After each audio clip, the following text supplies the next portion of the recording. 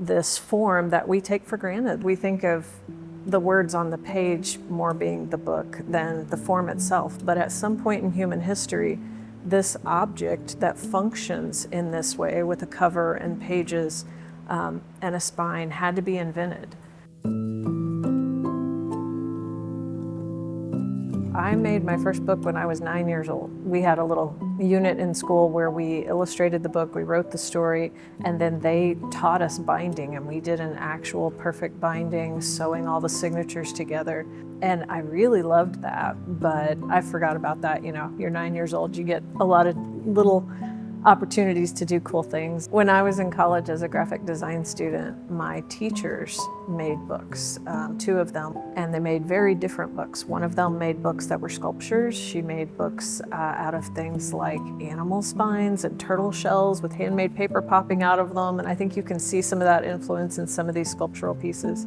And the other one, graphic designer, very practical, also made books. She encouraged us in a couple of projects in our classes to make books, and I remembered that thing from when I was 9 years old that I loved, and I was like, yes, I want to learn more about this. So I started to see the sculptural potential in the techniques and the forms I was making. You'll see things that remind you of a book. They have some of the parts of a book, but they're not necessarily words on a page. They're not the text of the book. So the text and the book as an object can be 2 separate entities. The text can live a life outside that object, but the book as an object is always a book. This one in particular, it felt like I was sculpting hair, like I was a hairdresser. I tea-dyed this, and then I used a hairdryer to sculpt it and get these curls and stuff in the paper. You take the paper to the point that it almost catches fire. And this does use bookbinding techniques, so you can see the pages are still folded into signatures and sewn onto the ceramic using a bookbinding technique. But some of these smaller sculptures, like I said, they're just expressing joy, sometimes humor. There's a writer that talks about the book as a time-space continuum, basically. You know, we go back and we read someone's words from 1600, and we are hearing their voice in that. The book I made for my dad, Book of Days, every page in the book represented a day of my dad's life, and I counted up exactly how many days he had lived, and I made a book that had enough pages for all the days he lived, and it was bound exactly like some of these smaller journals, except that the spine ended up being 19 feet 8 inches long. So it was 22,672 days that he lived.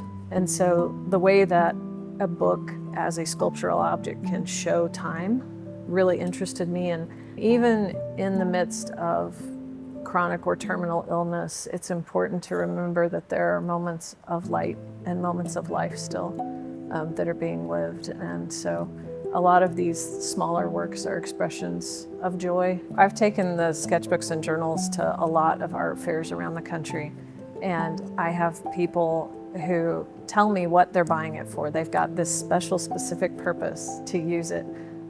One family said they were going to set this little wee book on top of their piano, and every time they went to a concert, they were going to write the concert in there so they could remember all the concerts they had been to. My brother-in-law actually proposed to my sister by using one of the little wee books and writing a poem in it for her. So that was pretty special, and that's a special little book. And I have had people come back to an art fair with the book they bought the year before or 2 years before, and they filled it up, and they want to show it to me filled up. And that's a wonderful moment. I love that, and I love seeing the books fulfill their purpose in that way, because a blank book has a purpose and has a potential, and then seeing people to fill that is, yeah, it's a really neat feeling.